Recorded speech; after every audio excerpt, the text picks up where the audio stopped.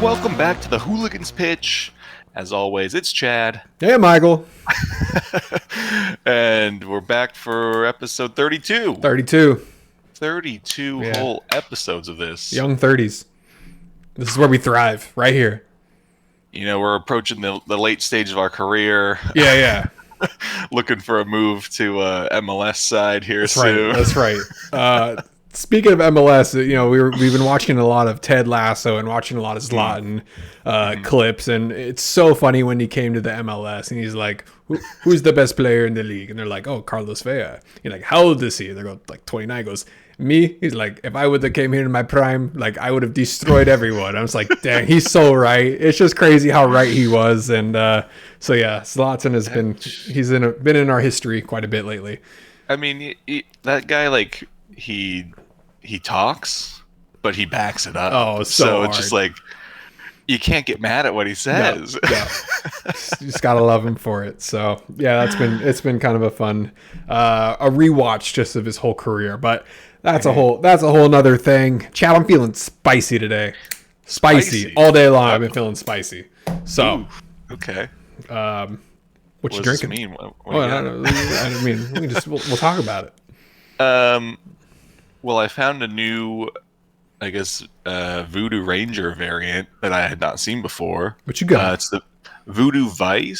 Sorry, how light Oh. makes it a little crazy. Yeah. Okay. I think it's a like extra like citrusy flavored one. I don't know. I haven't tried it yet. So All right. Well, we're sticking with the theme: Voodoo Ranger Imperial IPA. look, we are shout outs. twerking out here for New Belgium. We'll be here all day. Find us anytime. I'm going straight out of the can today, though. No glass. Okay. Yeah, I'm feeling it. Chad, question for you. Sure. Would you rather watch a Chelsea match or Dr. Pimple Popper? I would take the Chelsea match. Oh, you still would. You still would. I'm not a. I find no satisfaction in the pimple popping. And at least Chelsea, I can laugh at them. So Yeah, I mean, it's essentially the same thing. If you really want to get down to the nitty gritty, it is the same thing. On another side note, I have some confessions to make. I've come to the realization that Crystal Palace will not be getting relegated. I was right. I'll own it. I was very wrong. Their 3-game win streak has proved to me that they are more than a bottom shelf team. The crazy thing is they're only a couple points down from Chelsea. So do you think they'll pass them? Yes. Yeah, no, I'm with you. We can agree on that Crystal Palace point. I without looking at their schedule, but I just want to see who they got coming up. But I'm still confident in that. Yes. They're only 3 points back. Yeah, they got Everton next, then Wolves, then West Ham, then Spurs, then Bournemouth, then Fulham, and Forest. So this is Palace. Yeah, that's Palace. They're playing all their neighbors here in the table. So, and you know, looking at recent form of all the rest of them, Palace is definitely in better form. So, what a change of events. I think Chelsea's gonna keep falling here. Well, Chelsea, I think, has a rough schedule coming up too. Well, the reports for Chelsea today was their owner came in at half. Was it at halftime I believe it was at full time. Full time. Yeah. You know, came in, gave a rallying speech, put a believe sign on top of their locker. You know, everyone slapped it, and everyone's like, "Woo! All right, coach, ready to go." Yeah. Do you think that's going to happen? Do you think they'll get like maybe a little bit of movement, or do you think it's just downward? I really don't think so. I mean, like we talked about it already, but just it doesn't make sense to fire Lampard or slip, but to fire Potter just to bring Lampard back in. Like, I get the Potter thing wasn't really working out, but Lampard was never the solution. No. And I would think from the player's perspective, They probably felt and knew the Potter thing was coming to an end. So there's probably that little bit of excitement about like, okay, someone new coming in, some new ideas, and then you find out it's Frank Lampard coming back, who, didn't do great the first run around at Chelsea, almost got Everton relegated, like hasn't really done anything impressive in his managerial career. To see out the rest of the season, like, I don't know. I still think either you keep Potter, or if you're sacking him, you should have had someone lined up. Like, you're still in the Champions League. It was Real Madrid. It was always going to be a tough challenge, but you've basically thrown that away. Which, pause, you saw what Lampard said about Real Madrid, right? It's like, well, they're pretty good. It's like, bro. They're pretty good. And I get he's trying to do the whole, like, Chelsea players show up and, like, prove your haters wrong sort of thing. But, like, who do you think in the Chelsea dressing room saw that Lampard's coming on board and they're like, oh, yeah, we got Lampard coming in? You think anyone? Conor Gallagher, maybe? He's going like, oh, yeah. Kovacic, he's like, if anyone, like, maybe Mason Mount, because Mount I'm gonna play again. was, like, never dropped under Lampard. But, I mean, yeah, I don't know. That's just, that club is in a weird downfall of just spending money and not getting anything in return. Yeah, and their 2-1 disastrous loss to a dominant Brighton just showed even further why we don't have any Chelsea believers. Yeah, all the numbers that we saw from that game were pretty incredible. I'm going back in my notes here to give our exact numbers, but it was just insane. And even the goal they got from Gallagher was nothing special. Kind of a weird, pretty harsh deflection. Yeah, really, really rough deflection. I don't know, man. That squad, I just don't see anything good coming out of them. Yeah, I mean, Brighton's been in great form, looking pretty good. Chelsea at home, you should be able to mount some kind of pressure and competition. But they didn't. Like Nothing. Brighton was all over them. Like it looked like every time Matoma had the ball, the Chelsea backline was scared. It was incredible to watch this team at home give up 26 shots. Like, yeah, it was ridiculous. Oh, here it is. Yeah, nuts. I got it here. So Brighton had 58% possession, 26 shots, 10 shots on target, 8 corners, and then even with fouls with 11. It's the most shots Chelsea has ever faced at home. So Brighton was just piling it on. And we saw Sanchez back in goal for them. So kind of interesting there. Yeah, I mean, I don't know. I don't know where this Chelsea team goes for the rest of the season. It's, their schedule now. I mean, they got second leg against Madrid tomorrow. Could be the turnaround. Who knows? They have a rescheduled match against United. They got Brentford. They got Arsenal, Bournemouth, Forest, City, Newcastle, Brighton again, Newcastle again, Fulham. I see maybe one win in the schedule. Oh wait, those last three, I was kidding. They got like the preseason schedule on there for some reason. So Castle, City, and Forest is their last 3. Correct. Yeah.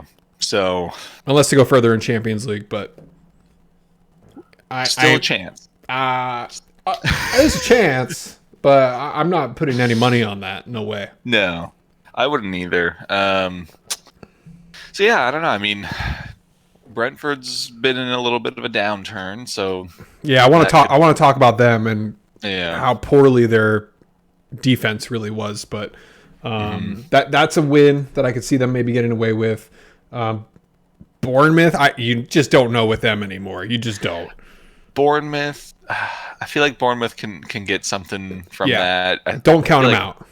Yeah, Forest is kind of the same thing, like, especially because you're getting to the end of the season. So again, like you have said Forest can't go down. They've spent too much money. Like, they're gonna be throwing everything but the kitchen sink out there and trying to get a win at least or a draw at the very least. But I don't know. Tough days ahead for Chelsea fans. Which is just wild that they spent the most money ever spent in a league in a season in a couple of years, and this is where they're at. It's mind-boggling. I mean, it like from a purely neutral perspective, I think it'll be maybe not exciting, but at least interesting to see where they decide to go. Like who they get as manager, if they're going to stick to this long-term project where everyone's getting 8-year deals. Still won't know if that'll, if that's really the way these contracts should be going, or if they're going to now be stuck with like if Mudryk just never performs, but he's like, I can make $100,000, for 8 years. Like I'm solid.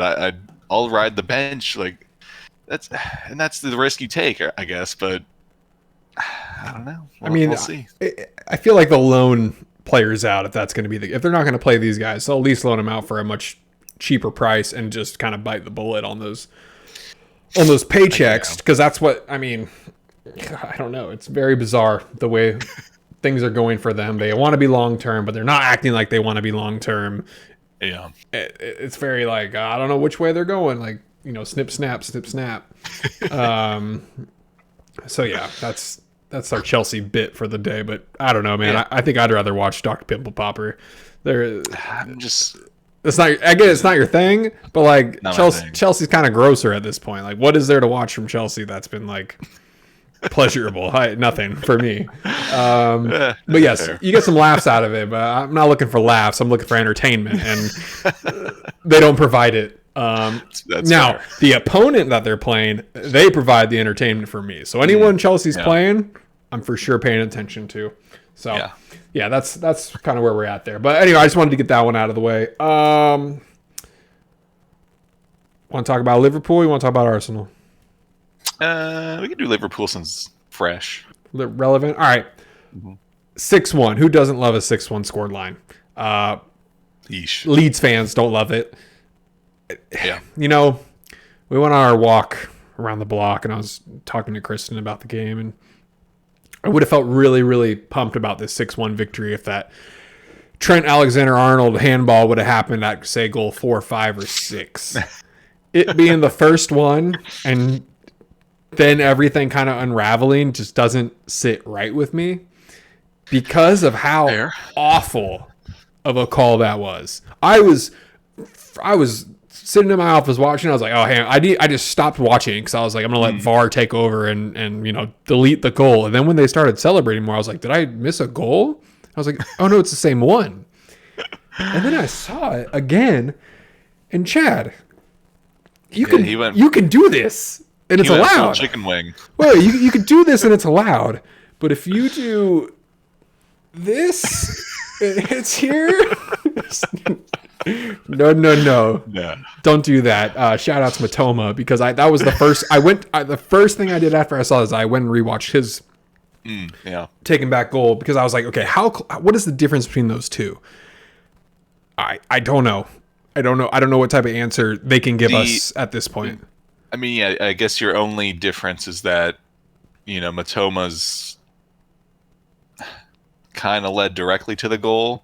Even though like this one still led to the goal, it was like just 2 more passes. Step in there, I don't know that the handball thing. It has been a big gray area question mark all season, and this one I thought was pretty clear. Like, in all the comments I've seen from people, is like, yeah, this is a handball.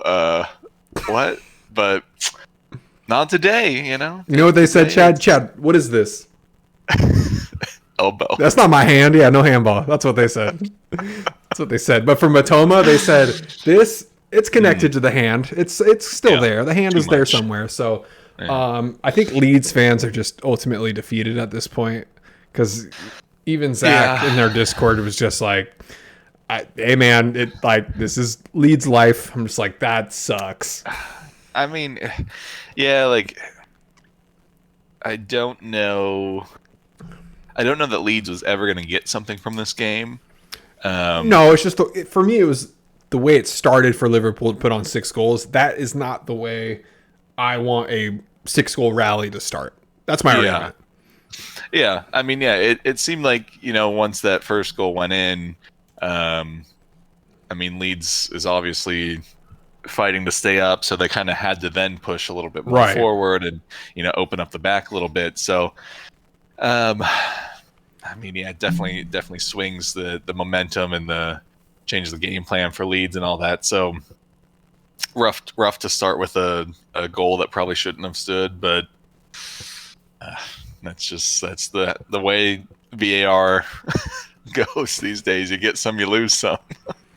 Yeah, I mean, but this is also this is classic Liverpool. Everyone's healthy. Look at all the forwards we have. When Klopp was like, all right, time to bring in the gang, and I was like, this is a starting lineup he's bringing in. It's just incredible how when everyone's back, how many goal scorers we have in this team. What he made the sub, and it was Diaz, Nunez, and Firmino and Milner. Yeah, and I was like, okay, refresh the whole line, and then 2 minutes later, Thiago's on the sideline to come in. I was like, I forgot that he's not even out there right now. So, am I surprised that Jota's back scoring 2 goals and an assist? No. Am I surprised that he's pulling people off of Mo so that Mo can score these 2 goals? No. It's like,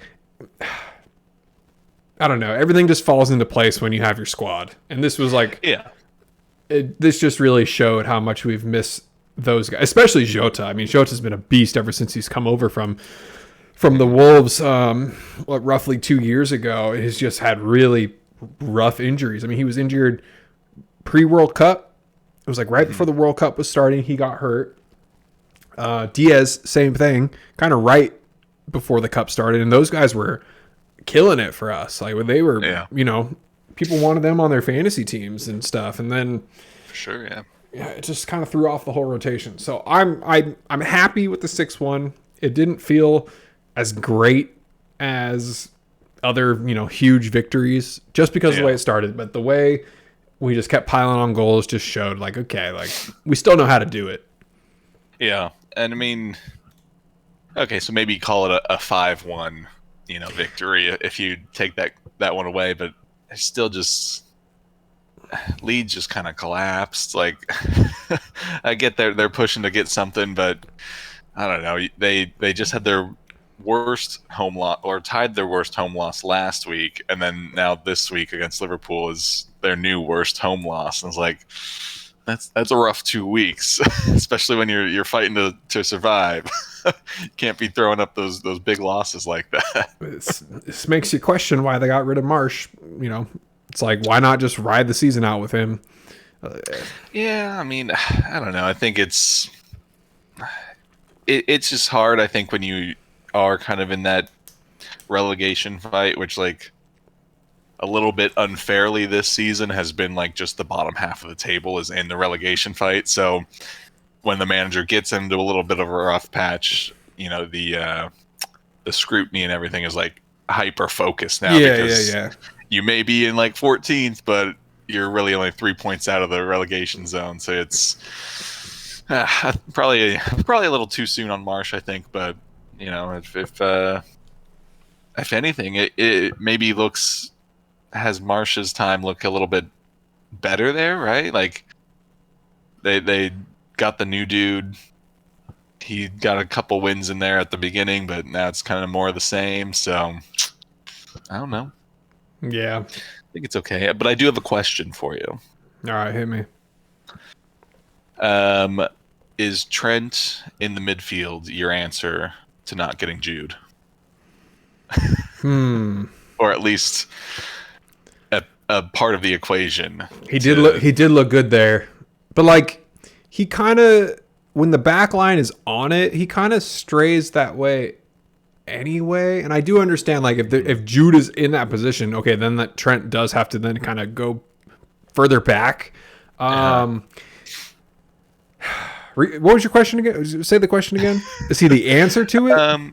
Maybe not answer, but If we don't get If all Jude, the is if all the talk of Jude Bellingham deal is not happening for Liverpool, um, is Trent a viable option in the midfield, and then you just spend some funds on a new right back? yes. His passing is crazy. We've always Hmm. known that. We've always known his passing is crazy, and we know his defending is subpar. So Hmm. why not transition this guy, i.e., Philip Lahm, what he did for Hmm. Bayern in Germany? Kind of the same idea. Philip Lahm was in a great defender. He played on the right wing when Yeah. when they needed to push up, and he had great defenders in Boateng and Hummels to back him up. This is the exact same thing. I don't see why we couldn't have him slotted next to like Fabinho, have Yeah. him be way more defensive while Trent can kind of be that roamer, kind of like Hmm. Zinchenko or Cancelo before he left Man City. It's the same Yeah. idea. I mean, the ball he had to Nunez too for that final goal, just lofted over the top. Like, let's just do that every time. Now, granted, Leeds defense was in shambles at that Yeah. point and didn't care for But defending. he's at least got that vision to see that Oh yeah, pass for and sure. make that pass. And he could be world class at it. Like he kind of, I mean, he Mhm. already is world class at passing. And when he gets down to kind of the goal line on the right side of the pitch, and when he did take on Shinchenko, like let's do more of that. Why not? Mhm. The problem is if the team gets the opposition gets the ball and starts to counter hard on the wing that he was just defending, like that's where Big hole, yeah, huge hole. So of course, like we need to find a replacement for that area. We don't really have a solid right back option at this moment. James Milner. Yeah, no. Like, dude, that guy might break the record for most games played, which is just insane. But yeah, Milner would not be my first choice. I'm cool with him coming in at the 80th still. It still somehow works out. But yeah, they would need to find someone, oh man, someone who can just take over that right side and allow him to do it. It's kind of like it reminds me of Chelsea's left side with Cucurella and Chilwell. Like Yeah. neither of those guys are great defenders, though, at least in my opinion. So I don't think Liverpool should do something like that, putting like two maybe more offensive minded wingers or wingbacks back there. But man, I don't know. I'm like burning through my memory right now on who could maybe work back there. Yeah. Maybe Matty Yeah. Cash. Matty Cash would be interesting. Okay. Castanji from Leicester actually would be kind of nice. I mean, if they're going down, Yeah, he'll be cheap. yeah. I don't know. It's a good thought. If Jude doesn't work out, though, I really would love us to go for Madison and for Mount and for guys that, say Jude costs 120 million. Let's get some 40 to 50. Let's get three of those guys to replace the sure. one. I'm okay with that. Do I want Jude? Yeah. Jude's super young, super good.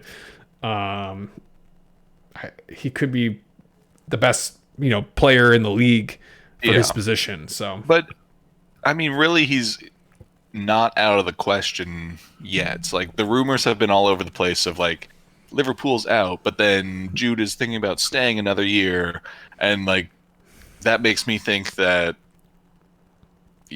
clearly he doesn't feel like he needs to or is ready to move. Or if Liverpool pulled out and his suitors right now are City, I don't know, United, just clubs that have money to throw at him, don't interest him, then like I don't know. I'm not saying he's waiting for Liverpool, but it's if he stays another year, like it's a year less on his contract. He'll be a little bit cheaper, probably. It kind of comes into like reaching distance now, maybe, and I don't know, but like Trent in midfields today was like one of the few matches where I saw him like really engaged and really he wanted the ball a lot and kind of wanted to influence the game more. Which is probably related to just being more in the midfield than on the wing, but something to think about, I think, for Klopp and his staff of maybe Trent has been a solid right back for us for years, but his real skill set might lend a little bit nicer to this, kind of box to box midfielder sort of deal. And then you can play the inverted wing back kind of role if you need to, where he can cover the right side and still affect the play with his crossing, because his crossing is still great. But also, I think he's got clearly the vision and the passing ability, but I think probably the dribbling ability and like the drive to go through the middle of the field too, and at least pull the defenders to him a little bit more. And again, you're now getting Salah open more, and Gakpo and Nunez will then get a little more space as well. So I don't know. I'll be interested to see where they go with that. It takes time to figure out players and where they actually belong. I think just because of Liverpool's success over the last 5 years and where he was, I don't know. I think maybe felt like he was cemented to that position. And the dude's 24, and Liverpool's been on a solid 5 to 6 year run. So he started this when he was 19, and look at Gareth Bale, for example, where he started. He was playing left back, and then left mid, and then left winger, and then right winger, and all of a sudden, like, his best position, honestly, was kind of like right winger, left winger. Like, you could probably go between the two, and that didn't happen honestly until kind of later in his career. So if they can figure out this when he's 24, like not even before his quote unquote prime, let's do it. Like, now's the time to experiment, especially in this last bit of the season, just to see what might work for next summer in terms of what we need to bring in. Because if this is like now going to be the thing, and say these next couple games we start scoring 3, 4, 5 goals a game, and we're like, this is the answer. Okay, save that 120 million. Let's get a decent right back. Let's get maybe just 1 or 2 more midfielders. Shed the weight we have with Melo and I can't believe he's still there. Yeah, I mean, the stat on him is he's made 500,000 pounds a minute for how much time he's played this season. It's baffling. So I don't know. I hope Klopp does the right thing this summer. But yeah, that was a good Liverpool bit. Thanks for that question. That was a good question.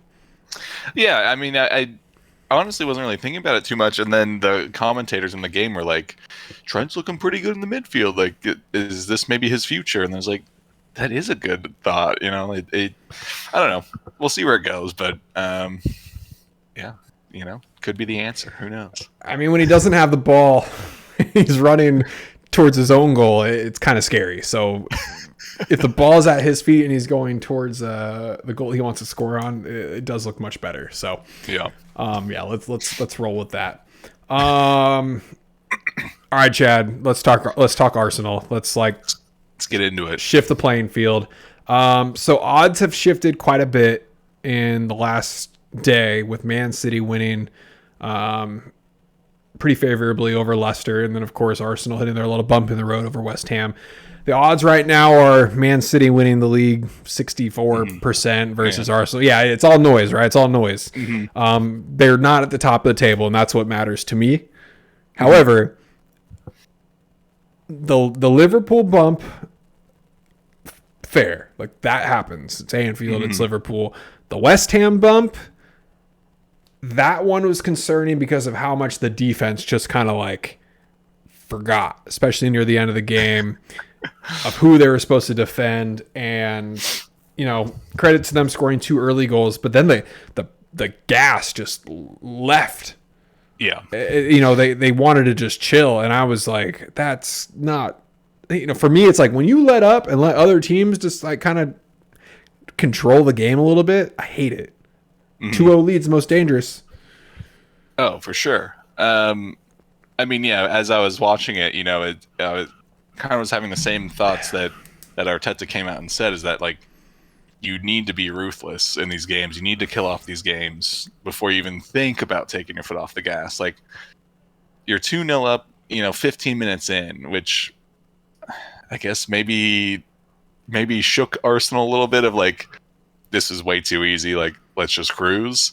Why didn't he just run it down their throats? That's what I'm saying is you got two pretty easy to get goals Oh, in the first 15 minutes. Like, you might as well just keep going, you know? If not just for the insured win, that goal differential is still a potential yeah, it's component that can come into play here. So, you know, you almost should be telling the whole squad to, like, we got to score as many goals as we can just to pad these numbers, you know? Um, but yeah, like you said, it was like pretty much after the first 30 minutes, you could see just like energy levels were just dropped. You know, crispness of touches and passes just kind of flattened out. Some definite like concentration lapses in there. I don't know. It's the Liverpool draw makes sense because you're away at Anfield.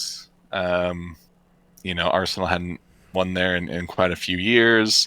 There's a lot of that kind of external factor going on. I think Leeds was the only team to get a win at Anfield since like 2017 or something. So like Anfield is a fortress, right? Like it was always going to be a tough game. So a draw there felt like both points dropped and a point gained. You know, yeah. it was just kind of that in between. But like this one's definitely points dropped. You know, yeah. That said, like a lot of the reactions are doom and gloom, and yeah, the predictions now are all for Man City, and yeah, it sucks, but like really, it's still an Arsenal hand. Like Yeah, you gotta totally. win these games. You still haven't lost a game since you lost to City. They've had this little bit of a wobble, but um, I don't know. Hopefully, this is a little bit more of the wake up of like, okay, yeah, we need to really stay focused and be ruthless and you know kill these games before this happens again to us because you know you want to be championship side, but like you can't let West Ham come back and then even then it's like we've seen City kind of stumble in games before, but then they're able to turn it right back on and just like get the goals they need to win. Whereas like this game was West Ham got their 2 goals and Arsenal was just couldn't like turn it back on, couldn't get anything going. Um, so I don't know, disappointing end to that, but I'm you know I'm still it's still in our hands, right? Like that's the takeaway for me here is like it's not over. I've seen a lot of fans saying, "Well, there goes City wins the title." And it's like, come on, you got to believe a little bit. You got to hit that believe sign that the owner put up in the locker room. And Well, y'all got City in what, a couple days, a week, next week next Wednesday. on Wednesday. Yeah, I it's a think. midweek. That's the game everyone should be focusing on at this point. Yeah. So, but I mean, really, you know, if Arsenal go and win the rest of their games, like they probably should be able to, they can get a draw away at City and they'll be fine. Like it's definitely more important to get something from that City game now. But I don't know. I still don't know. I don't know that City's going to go through the rest of the run in, you know, without their own little wobble. Like it might be a 1-game deal, but I think Brighton has a big part to play, whether that's against Arsenal or against City. They're just kind of a scary team right now, I think, and could kind of maybe be that deciding game for each Arsenal and City of how this thing ends up. But yeah, I don't know. I mean, Saka missed the penalty. That hurts. I kind of wish that into existence. I won't lie. I when he stood up, when he went up for the PK, I was like, I kind of need him to miss this for fantasy, but I was like, but I also need Fabianski not to save it, and I was like, oh, and best of both worlds, like this happened, and I was like, sorry, I was like, you'll get another chance, then it didn't happen. I was like, oh, but on the more realistic side, he didn't, to me, look super confident to take it for whatever reason. Yeah, I don't know. I Like, kind of had that feeling too. Like, I don't know. I think all game he looked a little bit off. So yeah, I don't know if that's just wasn't his day, or if he's starting to feel a little tired towards the end here. But is there anyone um, else on the team who's taken PKs? um, I mean, Sokka's been our number one. Jesus has taken, I think, a couple. And then behind him, I guess would maybe be Odegaard. Um, So do you think next game, if they earn a PK, is Sokka still going to take it? I think probably. Arteta's kind of been that manager where if things go wrong, like he'll give you the next game to correct it Okay. and get back in action. Yeah, so I don't know. I just made some silly defensive mistakes that hurt. And to be fair, Saliba's out and Zinchenko was out for this one. So like, really, you're missing like 50% of your back line. Two Um, huge components, especially Saliba. yeah, I mean, not having him, which is just crazy to think about, not having a 22-year-old on your team is like, a title difference maker. But it's true. Like, yeah, he's been massive in that back line. So um, I don't know. It like one of my critiques, I guess, of Arteta has just been his like unwillingness to use a lot of his subs and rotate the squad. So you have Tierney coming in to play for Zinchenko, but he hasn't had a lot of game time this whole season. So right. yeah, he's coming in and kind of trying to play that Zinchenko role of tucking in a little bit, but it's already not his like natural um, way of playing. And then he just hasn't played a lot. So, he's kind of sure doing it in training probably over and over. So he has that mindset at least of how to do it. But then, once you're in the game, it's a little bit different of a beast. I don't know. So it is a bummer, especially that second goal because, Bowen's right over Tierney's shoulder and Tierney just never looks. Had he looked, he, could have stepped out there and at least gotten Bowen's way and tried to block the shot or something. A But similar setup to how Odegaard kind of got his mhm. goal in that, where it just the left side of the pitch didn't really wander that way. Yeah. More so, Arsenal didn't even look. At least West Ham kind of looked and was like, "Oh shit!" Like there he is about to bang it. And yeah, Bowen just slapped it in. The PK though, that was rough by Gabby. That was like Yeah, I mean, a little reckless.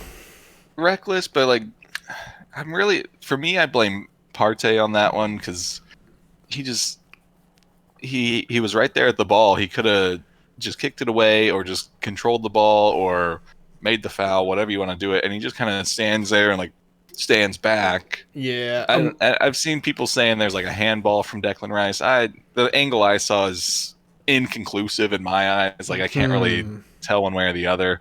So I wasn't really worried about that. But I mean, yeah, I don't think Big Gabby had to really go to ground. I think you could have just continued to push Paqueta. They say it so different. They say it every time. I know.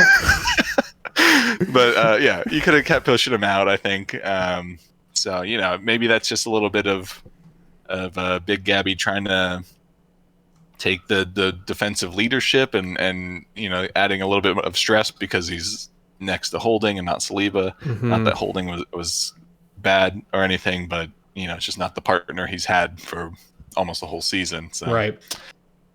a stumble for sure, but like I said, A little hiccup. destiny is still there, still in Arsenal's hands. They just got to get the focus back, I think, and because the goals are getting scored in these games, still put 2 past Liverpool, which is already a big task for Arsenal, and then here you got 2 goals right away, super easy. Like this should have been the 6-0 or something, judging off how those first 2 goals went, but then everyone just kind of went into cruise control, and that was that. I mean, we thought the game was over when we turned it on. It was like a 2 in the first. Was it like 15 minutes? Yeah, I think it was like at the 10th minute and maybe the 12th minute or something like that, like back to back, and they were both just so like West Ham did not move. Like, No, they had no idea what was going on. And, I'm gonna quote us a little bit. It was like West Ham is so bad. We're like, yeah, they are. Whoop. Like shit, a little ahead of ourselves. well, I think we'll watch our words next time. that's how it goes. But again, just a little bump. Not the worst thing. He didn't lose. He still got the point. That's what really matters at the end of the day. Yeah, I think it's like I don't really get into the all the comments on like the post match threads and stuff, but I go and read through them and stuff, and I think people just gotta have a little bit more perspective on it. It's season's not over. Yeah, it can still happen. And really, at the end of the day, your main goal for this season was getting back in the Champions League. Everything else has been, extra. And yes, it would be a huge disappointment to miss out on the title at this point. But you got to remember, you're going up against Man City, they got not only the money to get the best players, but the depth too. They can just bring in a whole fresh squad of like the same quality or just under players. So it's still a great season at the end of the day.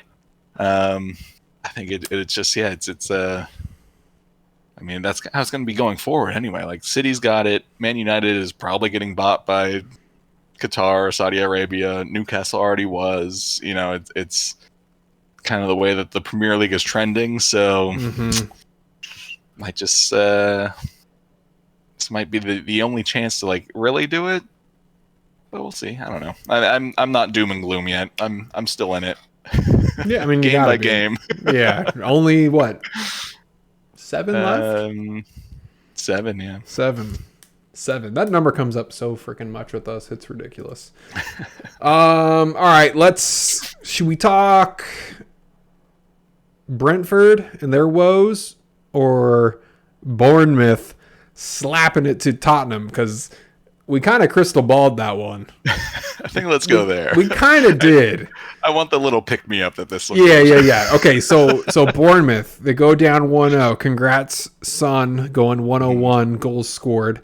They tie it, Bournemouth. Then Bournemouth goes up 2-1. And I was like, this is very... I've seen this before. I saw this a couple months ago when Tottenham and Bournemouth played. And that was not long after Bournemouth lost to Liverpool. So I think that's why it's kind of so fresh in my mind. Tottenham ties it 2-2. And I'm going, this is happening again. Like, this is going to, like, Tottenham's going to do their thing. But then, best name in all of Premier League, Dango Otura. I think I'm saying that. I'm almost there. Otura, Dango. Otara? Yeah, I don't know.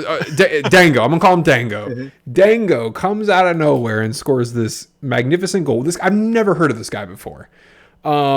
He was on their a January transfer pickup. Okay. Well, he saved the day. And what a way to do it. I'm so happy it happened, and I'm so happy we remember talking about it, because I just had that feeling that Bournemouth was going to do something special, and for it to happen at the 95th minute, that's pretty damn cool. So yeah, shout outs for Bournemouth for the total redemption. They earned my nomination for Team of the Week on just the epic comeback. I mean, yeah, that's a good shout. They're 6 points above relegation, but honestly, I think that might be enough. Probably. Let me pull up your table, because I just want to see who they got coming up too. That's a good point. So they got West Ham at home, go away to Southampton, Leeds at home, Chelsea at home, away to Palace, United at home, away to Everton. They stay. They should be clear. They stay. Think they're going to be okay. I mean, yeah, just they're in good form right now. They look like they're playing pretty lively too. It's not so like downtrodden and accepting their fate of going down or anything. So I think they'll be okay. They'll make it through. Chad, Bournemouth has 4 wins in their last 6. I'm looking at the table just as fast as I can here. I only see 4 teams who have more wins than them. Arsenal has 4, City with 6, Newcastle with 5, Villa with 5, and then that's it. Yeah.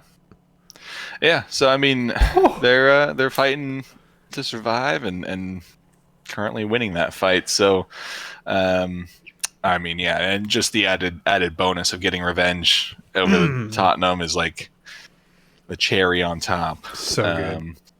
My notes that I took for this game Oh, was cherries. Boom. Another pun there, Chad. Look at you go, dude. You're on a roll. my first note was Tottenham defending is abysmal, and then my second note was in all caps, Tottenham defending is abysmal. It's accurate. They're just I don't know. They didn't want to defend well this game, and that's also credit to Neto though in goal. He made some big saves. I don't know if you caught it at who scored that goal. Sorry, let me go back and look. Well, I'll just say this while you're looking. Tottenham's defenders aren't anything special. Like, I mean, No. I'm sorry. Romero is an out of control yellow card frenzy making fiend. Perisic is not someone who I'm like, you need to defend. Like, that dude's obviously attacking. Eric Dyer, after watching All or Nothing, I'm like, that dude is kind of all over the place. Yeah, exactly. And then Pedro Porro is, slightly undersized, new to the squad, maybe asking a little too much of him. Tottenham's missing their Alderweirelds, their Vertonghen's. There's not that dude in their backline. Romero's trying to be that dude, but he can't because he's picking up a card every other game and just being super reckless. You go down the list on stats, 1 clearance for 7 players, and that's it. Yeah, they just don't really have that leadership back there. Like, like Vertonghen was kind of that dude, and Alderweireld was also had a lot of experience, so they kind of clicked well together. But it kind of reminds me of when Virgil came into Liverpool's like. He was that dude, and he was like controlling that back line. That's why they won the championship. And they just don't got it. Romero, like, he's had moments where he's definitely shown he deserves to be a defender at this high level, but I think he's just a little too reckless and maybe just gets a little too like involved in the emotional side of it, I guess. So he doesn't keep that clear head, and then you get these weird tackles out of nowhere, or a weird decision to run the ball forward and leave a huge gap in the back, and just abysmal defending to let Bournemouth do you like that. But I'm here for it. Me too. I was gonna say, so Dan Juma scores Tottenham's second goal. I don't know if you caught it, but Richarlison kind of runs in and almost kind of celebrates like right in Neto's face. Does this weird like I don't know if he's like laughing or just like cheering right in his face. Just very Richarlison kind of behavior. And then I think in the 92nd minute or something, Richarlison has his header, which like he is not challenged for this header. He is. There's guys around him, but no one's directly on him. Heads it wide, and then a minute or two later, Dango gets his banger in there and seals the deal. So it's just like that sweet karma of Richarlison. Like, I don't want to be celebration police here, but like you were going off on Neto over now drawing with Bournemouth like at home. Again, point's a point. Celebrate how you want, but I think you would be expected to have won this game from the outset. So absolutely, it feels a little karmic retribution to have him do this, miss a open header, and then whole team loses. Well, all I would say to Richarlison is, how many goals have you scored in the Premier League this year? Too. How many goals versus how much money you're making have you scored? 60 million for no goals. Oof. It's bad look. Oof. I'm watching the highlight now to see when they score. I don't know if they'll show. I haven't found he kind of like runs up I and I think see. he's kind of laughing or cheering right in front of Neto. They don't really have a clear view of it that I've found, but Yeah. It was very quick, and then they show him kind of running around the back of the pitch. But yeah. that guy should not be talking. I'm sorry. I mean, that's it. Like, Shouldn't be. full respect to Bournemouth, but you know, Tottenham on paper should be beating you, and um, you know, to then be so I don't know, provocative in your celebration at now potentially just drawing the game is a little bit much, I think. But again, not trying to be celebration police. Let the guys celebrate how they want to, but karma happens sometimes too. And who got the last laugh? It was Dango and Bournemouth. So you know what? Dango. It kind of it's karma. It is karma. You're totally right. Well, one abysmal defending to another, in a very disappointing way for me. Brentford. Oh my lord. I don't know. I don't know what's going on with that team. They just Well, they lost it. they get so hot, and now they're cooling off pretty hard here. But damn, were there goals they let in just horrendous. Yeah. Horrendous defending. I couldn't believe it. Like those weird deflections and just like serving it up for. I mean, Costa's goal was super weird. Like how lucky is he? Which we broke the streak. Diego Costa broke the streak. Wolves can go forward now and have strikers score. And to be fair, like he's super lucky he scored that because he it hit the defender, and then it ricocheted like into his shin, and then like it was a blast. It blasted into the goal, no doubt, but that was not off his foot. Or maybe it was off his foot, but it was not like he didn't shoot that. He shot it the previous time. It was just a ricochet effect. And then the second goal was not the same, but just worse. Just served up to a platter. I don't know who hit it. Someone served it up to God. Who scored it? It was He Chan. Just like they slid down, but just like slotted it to his feet, and then boop, easy goal. So oh yeah, they didn't credit anyone with an assist for it, but yeah, no. It was a deflection off a defender. Yeah, forget who it was, but I mean that dude just right place, right time, and nice little dink into the goal, and there you go.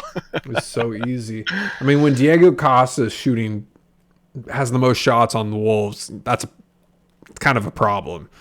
I don't know. I didn't get to watch the whole thing, but just looking at stats and looking to see what Brentford could have done, not a whole lot happened for them. Yeah. Which is just kind of, they've lost 3 in a row now.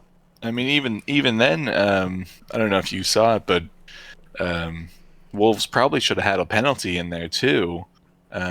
David Raya comes out and just kind of takes out the Wolves player, like with a pretty good hip check.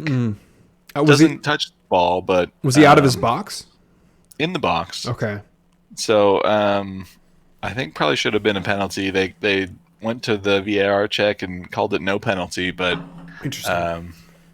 I think the only reason maybe not is I think it was, I forget what Wolves player it was, maybe one of their wingers or something. I don't know. Whoever it was, he takes a touch before he gets hit, and the ball's going a little bit wide, so I think maybe that's where VAR was like, well, you know, ball is you kind of kicked it away from you. It's kind of out of your possession. Like, I don't know. You still got taken out though by the opponent's keeper. Like, yeah, I think it was probably a penalty, honestly. But you know, Wolves still got the 2-0 victory, so didn't matter too much for them in the end. But I mean, yeah, Brentford just, I don't know. They were in such good form and winning a lot of the games that, you know, maybe people wouldn't expect them to, or at least getting a draw out of it, and now just on some bad patch of form, certainly, and they got to turn it around here. I mean, I guess they're kind of in that mid-table-ish area, so like they don't really need to do too much, but you at least want to end your season on a high with some wins, some good performances. I think they will. I mean, I'd argue this season has already been a win for them. Oh, for sure, yeah. They are going to have a semi-tough stretch. Aston Villa, Chelsea, Forest, Liverpool, West Ham, Tottenham, City. So, like, yeah. In my mind, for them, I don't want to say their season's over, but if we're being realistic here, if I'm ownership and I'm looking at them, I think Europe's kind of out of the question. So I think I'm already maybe starting to tinker for next season just a little bit. Checking with Tony, checking to see like who's going to be my squad next year. I mean, just being open and realistic, because that's where teams kind of need to be. And if you look at the middle of the table, it's a lot of red. A lot of red in the middle, a lot of green up top, and then like more red at the very bottom, and like kind of sprinkles of green here and there. And I think Brentford just has to be realistic with themselves that they've lost 3 of the last 6. Yeah. And this might be the time. It's kind of like a Fulham, where it's like you probably maybe overperformed at the beginning of the season, and now you're kind of leveling out to probably still better than you maybe expected to do, but still a respectable end position especially if you stay top 10. For both of those teams, just you weren't expected to get into Europe, I guess. So mid-table's a fine enough place to be, and as long as you stay up, you can continue to build and replace as needed, and so hopefully they turn it around, if only for that final game against City, and they just really give it to them. I can't wait for the last day of the season. It's always fun. All right, good segue. Let's talk about Fulham, because I think Fulham's mindset this past weekend was, we will not be even with Chelsea anymore. And they said we are going to win this game. We are going to go above Chelsea, and they did. They did exactly that. Kind of a weird match. Kind of disappointed in how Everton is all of a sudden falling in the same kind of footsteps as Brentford. It's like a super defensive heavy team, and all of a sudden like forgetting that's their persona. Mm-hmm. You know what I mean? I had that same feeling. I was just like, those first handful of games after getting Sean Dyche was like very well organized, very well structured, and really defensive, and then taking advantage of the counters and stuff. And then now all of a sudden they're just like trying to play toe to toe with teams, and it's like that's just not the setup that works for this team. And I don't know. I get they need points. They kind of need to go and win games, but just dude, I want to say they're going to be safe, but it's tight. They're only what? Are they even? They're up even, on right? goal difference. Yeah, goal difference, which is a good amount. So I think they'll probably be fine there. Not the place you want to be. I don't know, man. It's going to be really tight, especially if Forest is going to get out. I still have a weird feeling Leeds is going to find themselves in that hole. Yeah, I mean, Leicester too. That's so crazy. Wow. Yeah. I don't know. I think your cutoff of relegation threatened teams now is probably Leeds, and above that, I think they're all going to be safe. Yeah. Not that West Ham has looked all too great in their past few games, but like they're getting their points one way or the other. So I think that'll do well for them. Whereas, everyone below that, it's a lot of red in your recent matches. So would you argue West Ham is safe? I think West Ham will be safe. Yeah. Okay, so you think it's Leeds to Southampton? Mm-hmm. I think Southampton's probably for sure. Yeah, I think for sure. I kind of want to say Leicester for sure.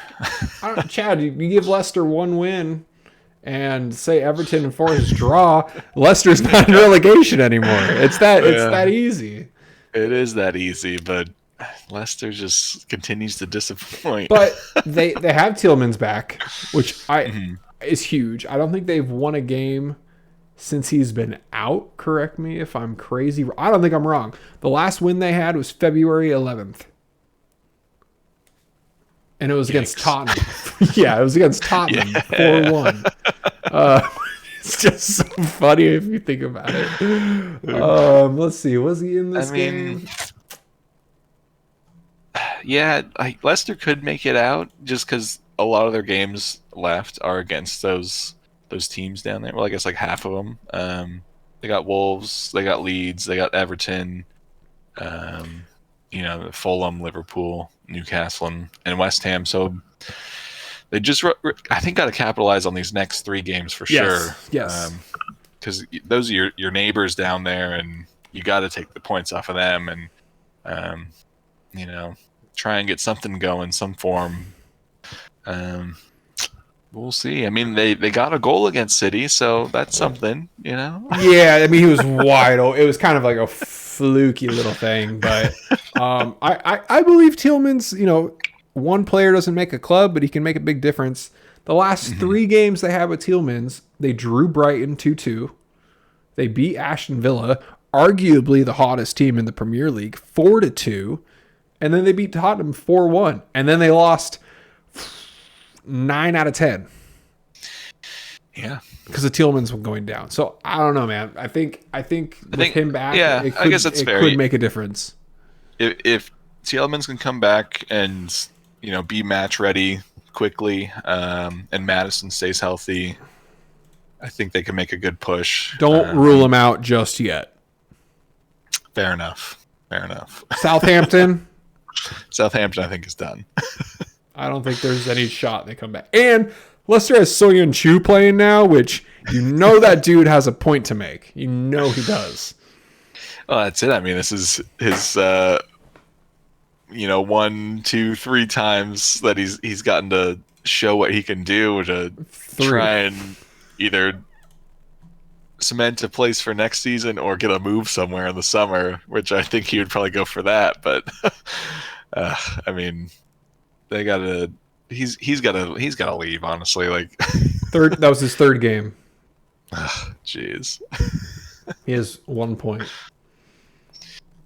Well, hey, he's positive. So I want to say, with him scoring 1 point. Yep, this is a true fact. With him scoring 1 point the other day, or he actually scored. Oh no, he was at 0. He scored 1 point.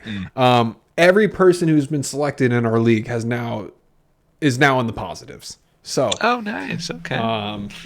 From the bottom. Oh wow, this is crazy. Okay, wait. We gotta do a quick stat check here. So we know Soyun Chu has the lowest amount of points scored in our league. Mm-hmm. In our bottom 3, there's 2 others. This is crazy. 1 plays for Aston Villa. 1 plays for Manchester United. The Aston Villa player played the first 2 games of the season and then never again. And I don't want to give you any hints. Carlos, right?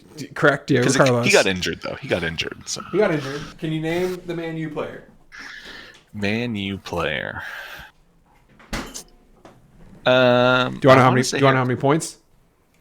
No. Okay. I want to say it's Harry Maguire because he started out pretty rough. Chad, I want to say Harry Maguire was a pretty good point scorer. He has 77.5 points. Really? Yep.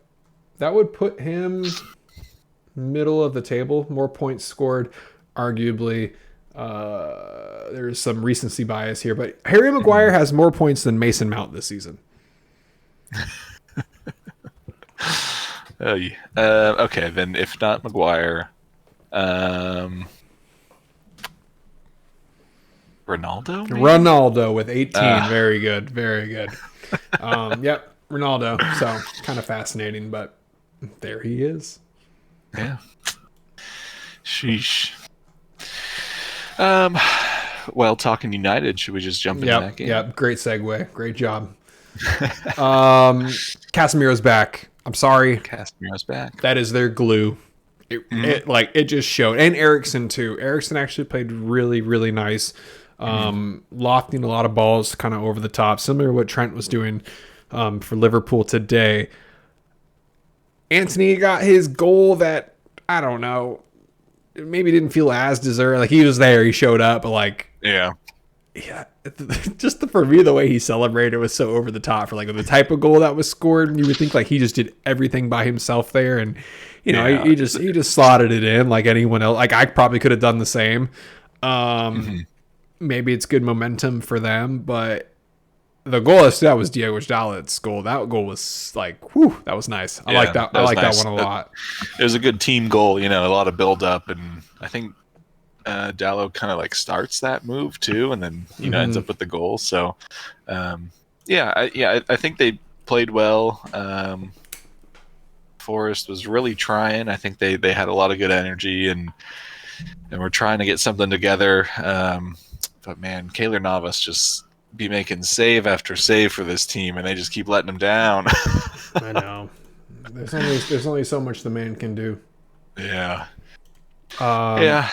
But Man U is now without Varane and Martinez for the rest of the season. Yeah, so that could be a little bit interesting in defense now. It's Maguire and Lindelof back there, so by force. Yeah, I don't know. That's not a choice. It's it'll be interesting. I think with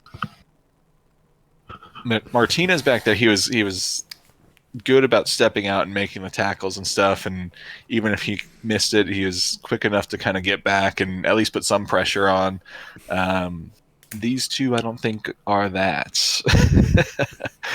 So I think you get past Maguire, you get past Lindelof, or you drag them out a little bit, and that hole opens up. I mean, granted, you have Casemiro back there to help them, but yeah, he played much deeper in this game. I think solely for that reason. I mean, having Eriksen back definitely allows Eriksen to be the more attack-minded one, because when Eriksen came in, when Eriksen got injured, him and Casemiro really weren't playing a whole lot together for whatever reason it was. And now, this midfield's kind of buffed up. It's nice having the Bruno, Eriksen, Casemiro, and Sabitzer didn't even play this game. So like working him in two could be kind of interesting. We didn't see Rashford, so I'm assuming I think he's still injured. Yeah, I'm assuming he's going to be out, I think, another week. But Martial was in, and he, you could, if I'm trying to think the best way to describe this. If you told me that was Rashford, I would have believed you.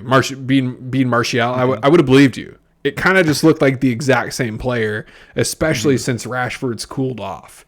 So yeah, I don't know. I find that position for them to just be so interchangeable. Like, Rashford got hot, but it looked really nice, and then it just kind of died out and nothing else happened. So yeah, it's a weird team. It still is to me. Yeah, I mean, this result was really good for them considering the teams around them, how their games ended. I don't know. It's I guess I don't know if I want to say that they're going to end up third yet, but I think they're making a good push now, especially with their midfields kind of refreshed. It'll just be that defensive pairing in the back that'll kind of be the worry now of if they can hang. And I mean, they still got to go play another Europa League game, and I don't know if they're in any other competition still, but we'll see. Oh yeah, no, they're in the FA Cup. Oh, still in there. Okay. Yeah, they got Brighton next. Yeah, so got a handful of games that I don't know if Maguire or Lindelof get injured. Dude, if one of those guys, I don't know. I was just looking at their squad. I don't know who would be next in line. Maybe just move Casemiro back into like a center back position, but you probably move to like some type of three back formation with like Wan-Bissaka and Dalot playing on either. I don't know. It's gonna get funky. It really is, but. So if you think they're third, Mhm. we got Newcastle fourth. I want to segue to the hottest team in the league, who I think can jump all the way up to Champions League if things get a little wild. Ollie Oxenfried, dude scoring. He's at 12 goals in his last 13 games. Oof. Cannot be stopped. Stevie G had this team in the bottom three for way too long. All of a sudden, this team is, I don't want to say the best team in England right now, but it sure does look. No one wants to play them. No, they're flying right now. What in the hell? They were all over Newcastle, Dude, Newcastle was just shook. yeah, it was the Newcastle of like past seasons. I feel like where they just weren't good, and Villa took advantage of that, and yeah, they're on their climb up, and 3 points behind Tottenham, only 6 points behind Newcastle in fourth. So I think you got a good shout. Definitely a good thing going. I don't know what their schedule's looking like, but let's see. Chad, you know the last time Newcastle gave up 3 goals? I do not. Man City. Okay.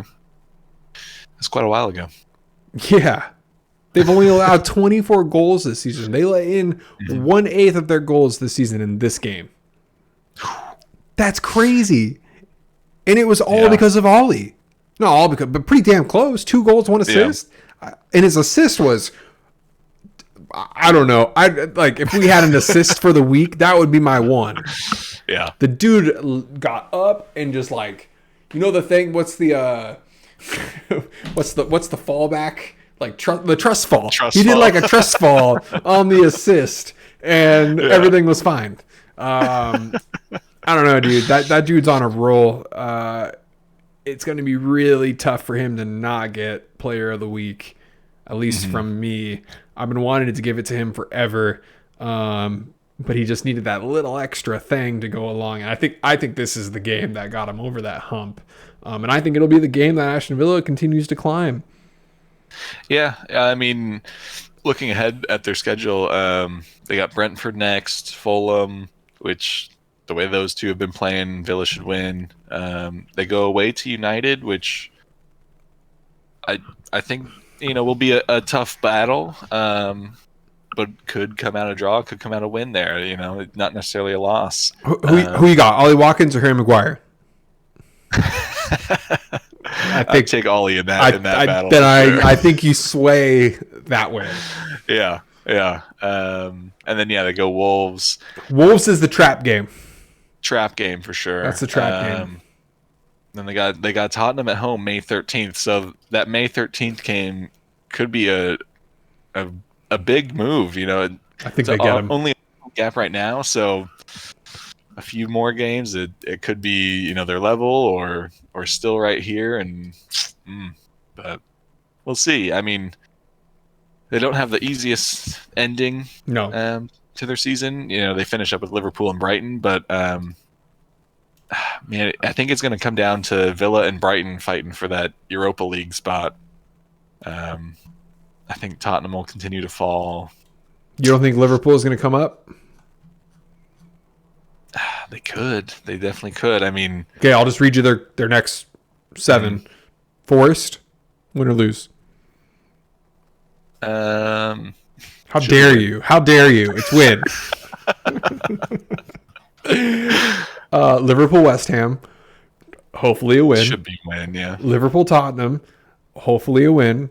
Should be a win. Liverpool, Fulham, please be a win. No Mitrovic. Feels like the trap game. No Mitrovic. I'm not worried about it. No Mitrovic. Okay. Liverpool, Brentford. At this rate, Brentford is shaking. Yeah. This is the trap game. Liverpool, Leicester. I'm sorry. I think that is the trap game. I think that's the trap game. 3 game. That's the third to last game of the season. Liverpool, Villa. That could be the game that decides it. Yeah. And then we finish with Southampton. Possibly the easiest finale we could ever have. Yeesh. So it's going to be tight for both those teams. Yeah. I mean, I guess Villa, Brighton, Liverpool, I think, are really going to make the push for definitely the Europa League spots, and like Are we just maybe that ruling number Tottenham 4 out? Are we just saying Tottenham's fallen? I We've think been so. saying it I all mean, year, and it's just like they're just they lingering. just yeah, they started well enough to get a good lead on um, all the teams, but their performances are just like continue to be pretty lackluster. Oh, I mean, look, they go away to Newcastle next. Loss, Got United at home. loss, Go away to Liverpool. loss. Got Palace at home. That's fun. That'll be a fun one. Could be a fun one. They got Villa away. That's a Yeah. Then they got Brentford at home, and they finish with away at Leeds. So Leeds can besides, fight. I mean, yeah, besides Brentford and Leeds, which they'll still be fighting, especially Leeds.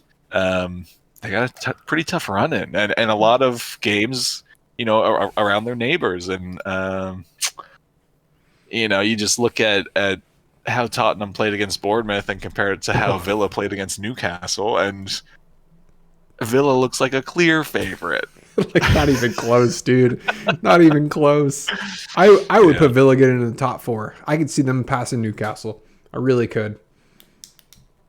Yeah.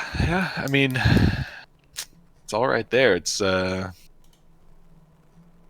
think United will be okay. I think as long as they don't have an injury in their defense, I think One more.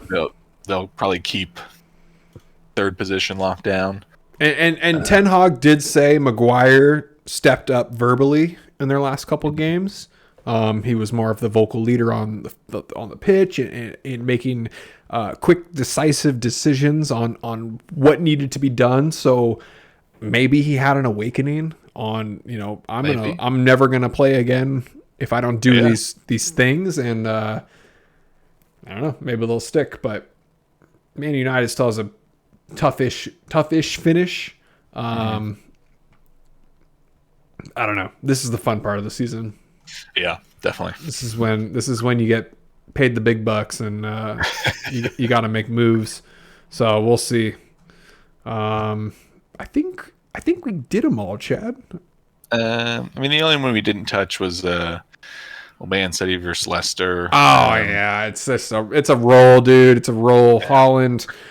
Shame on you, Pep. Shame on you, because I thought this was the game Holland was going to put up 5. I swear, dude. It was like, these are easy goals, easy, and then he took them out.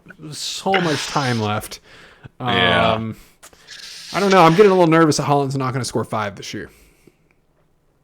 I mean, it's not looking that way, but only because Pep keeps pulling them out. It's up to Holland. It's a luxury to have where you're putting these games in a position where you can pull out your star striker early on. But I mean, man, you gotta just let him cook. Yeah, let him cook for one game at least, and just blow the doors off of someone. And because the Bruyne pass to him, which is like, oh God, like every time, it's just so easy. It's so easy. Yeah. I don't know. It is kind of funny. We definitely neglect our city talks because it's just like, what is like? It's just straightforward shit, dude. It's like put the ball Holland, he scores 2 goals, he gets pulled. He'll never win Team of the Week for us because we said we wouldn't give it to him unless he scores at least 3, and we've been like blue balled. 4 or 5 times now from him getting his 3rd goal, which is fine. It's gonna happen eventually. But this is a week of a lot of braces. Mm-hmm. So, yeah, that's kind of all I had to say. But that, I mean, John Stone's finish was pretty cool. Yeah, goal of the week nomination for me. Yeah.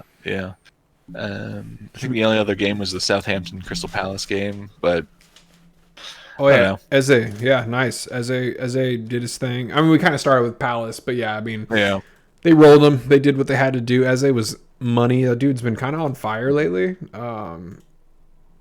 Man, Roy Hodgson, dude, what is up with that? Never would have guessed that.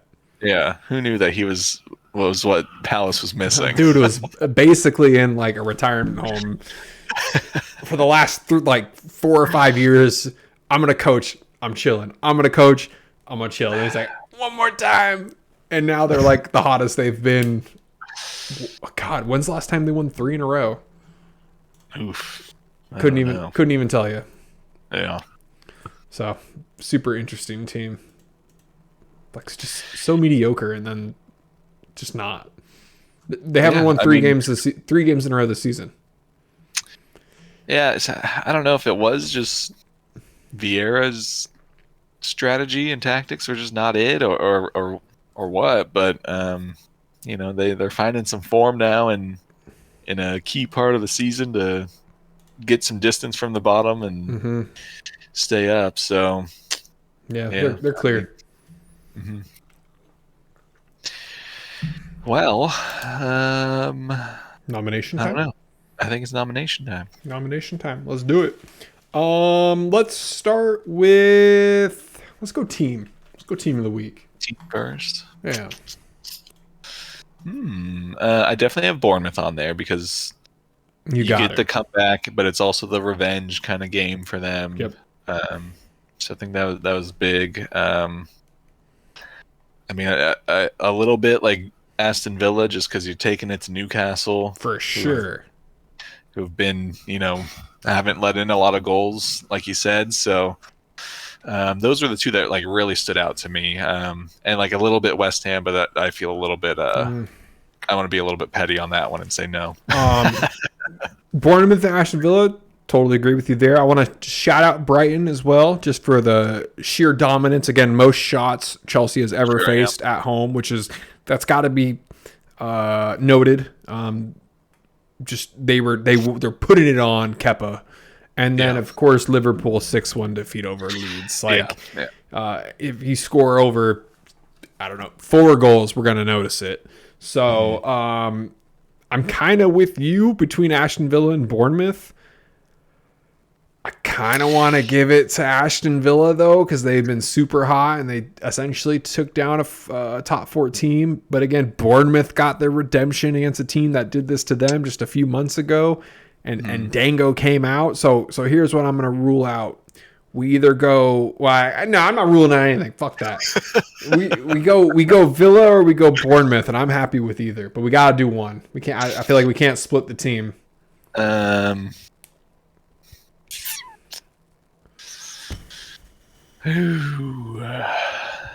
don't know. I don't know how we decide it.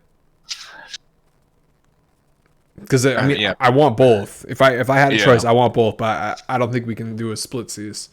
I'm trying to think, context and all that. And in that regard, I'd say probably Bournemouth because it is the comeback and the revenge game and all that. But I'll make this point, just maybe to make it easier for us. Would you, regardless of what the name is, would you be more impressed with a 14th ranked team beating a 5 ranked team, or a 6th ranked team beating a 4th ranked team? I know there's layers. Yeah. But of course, the 14 on 5 looks good with a last second 95-minute banger. Or a complete dismantling from a team who was in I'm giving both sides too strong of a story here. Yeah. A team just a few months ago who was in the bottom 3 all the way up to 6th place, beating a top 4 team. Whew. You didn't make that easier. I didn't make that easier at all. I might have made it harder.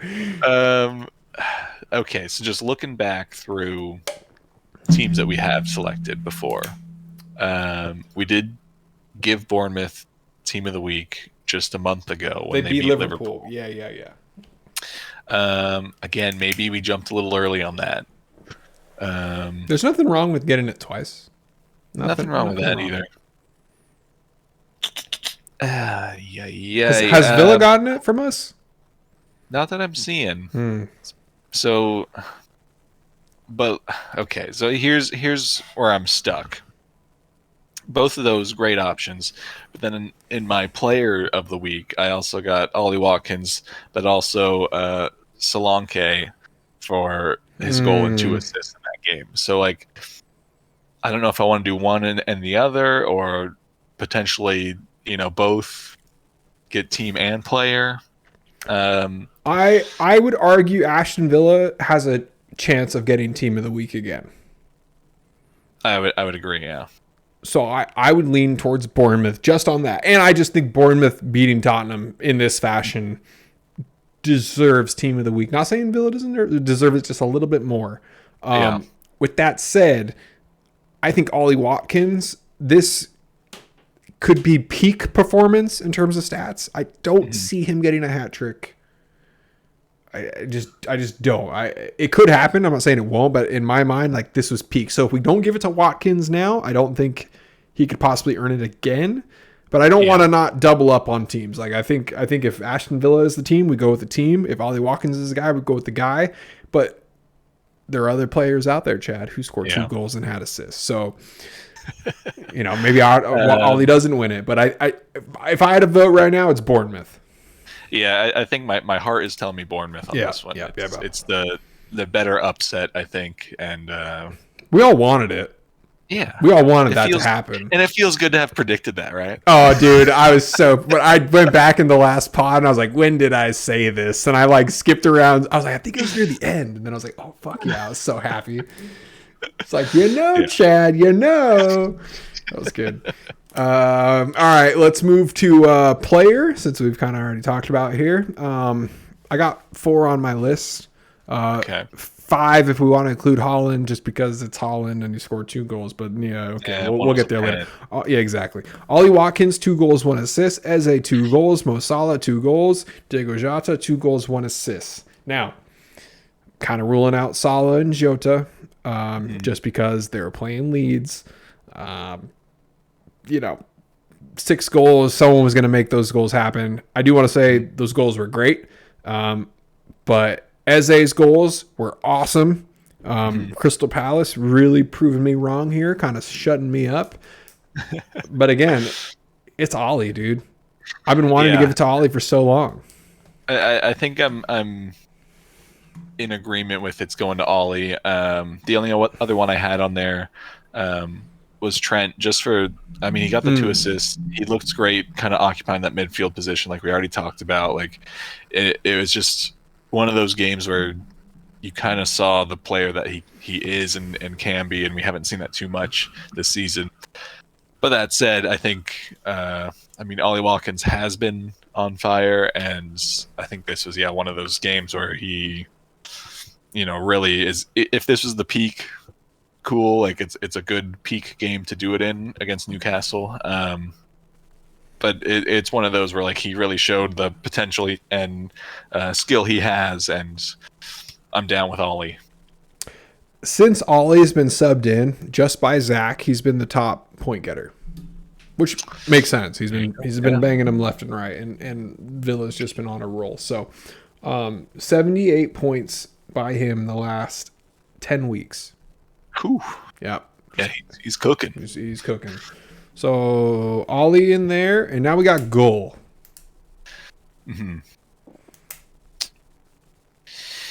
I got 4. I too have 4. And they were all pretty awesome. I'll start with probably my 4th candidate. Jota's 2nd, which was just beautiful. I don't see it winning. Stones' goal, which was just like out of nowhere, and I was like, he can do that. So he just looks so cool, calm, collected when he hit that too. Ridiculous. Like it was nothing. Yeah, ridiculous. I was like, this is now a thing that City has, and we all get to feel terrible about it. I don't expect those 2 to win, so I'm going to go to my next 2. Dango, obviously, like context, the goal was great. And then Julio and Cesio with Brighton, just because. Yeah. Goddamn. Yeah. Yeah, the only other one I added to that was Eze's 2nd goal. Was also pretty far out and a good hit. But I think I'm with Julio on this one. He just bangs it, and to get the winner there against Chelsea with that away to Chelsea is like, just the extra little, I'm trying to think of a Brighton pun, but nothing came to mind. So the extra seasoning on that Oh, okay. that pie, I don't know. All right, seasoning, seagull. I got you. Yeah, we got there. Yeah. No, that was top bins. That was a laser beam, and Keppa honestly made a pretty good attempt at it too. Yeah. It just It was too fast. Too fast, too powerful. It's this guy just came out of nowhere too. Like, Yeah, who is this guy? he's not. I don't know the last. Well, he like scored what a week or two ago for Brighton, but before that, I don't know that I've ever seen him on the pitch for them. Like, so I think he has to be the goal of the week with that one. It was just one of those really just sweet hits from downtown. I know it was from distance too, but shout outs to Dango though. I'm never gonna forget you. I really won't. Coolest name in the league, Dango Ontera. Dango. I hope he does well for the Cherries moving forward. But Chad, this was a fun week for me. I mean, it's always good when we win 6-1, so that makes things a little easier. But this is going to be a crazy finish. 7 more weeks. Yeah. It's tight up top, tight at the bottom, and that top 4, 5, 6 areas it's still all up for grabs, which is, typically there is that top 4 is lava kind of game that goes on, and we are well into that. Like, for sure, it's going to be interesting at a lot of different points on the table, but Chelsea will keep falling, so we can all rest assured there's some comedy out there still. But and I'm gonna give myself a little pat on the back here. I'm only 80 points down from first place in fantasy, and I have my whole squad back right now. So I'm gonna make a strong push for second, I believe. Okay. I had the second highest points this week, thanks to Jose Sa, Odegaard, my boys. They're coming out. But I just passed Theo again. Now Theo has some subs. We'll see if he'll kind of come back to life. But I don't know. It's gonna get interesting near the end, especially with the FA Cup finish too, to see if those guys make any subs. But yeah, we'll figure that out when it happens. But other than that, I think we did it. Yeah. Another match week down, another episode down. Episode 32 in the books. With that, I think the Hooligans are out. Yeah? Yeah. Yeah, Hooligans out. Yeah. All right. Peace. Peace.